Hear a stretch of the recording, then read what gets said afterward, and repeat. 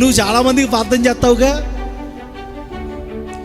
నువ్వు చాలామందికి స్వస్థతలు చేస్తావుగా, నీకు రోగం తీసాడా దేవుడు అని అంటారయ్యా? అనరా?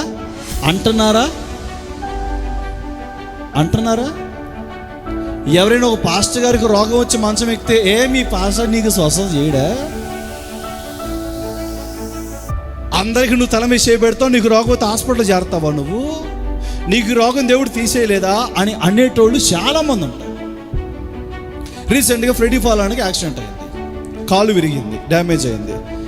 పొలోమని బయలుదేరారు యూట్యూబ్లో. అందరికీ ప్రార్థన చేస్తాడుగా, పైగా ప్రార్థన చేస్తాంటేనే యాక్సిడెంట్ అయిందంటగా. దేవుడు నీకు స్వస్థ చేయడా, నువ్వు ఎక్కి హాస్పిటల్ పెట్టు అని రకరకాలుగా మాట్లాడేవాళ్ళు ఉంటారు. మేము దేవుని చిత్తానికి లోబడి ప్రయాణం చేస్తున్నాము.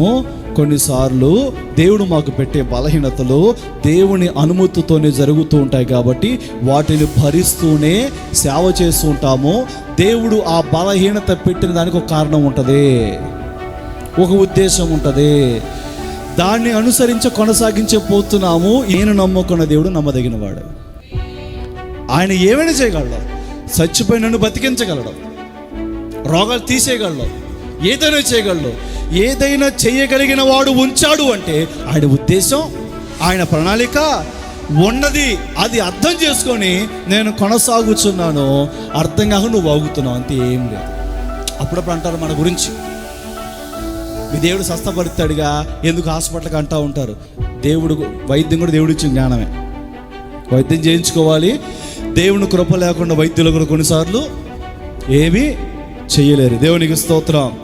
పౌలు గారికి ఆ జాబ్ వచ్చినా దేవుడు సమాధానం ఇవ్వాల, మారు మాట్లాడలా, మౌనంగా వెంబడించి అంటాడు, నా బలహీనతలోనే బలపరచబడుచున్నాను. దేవునికి స్తోత్రం. ఆయన ఉద్దేశాలు చాలా ఉంటాయి, ఆయన ప్రణాళికలు చాలా ఉంటాయి. అర్థం చేసుకోవాలి. అర్థం కాలేదా? మౌనంగా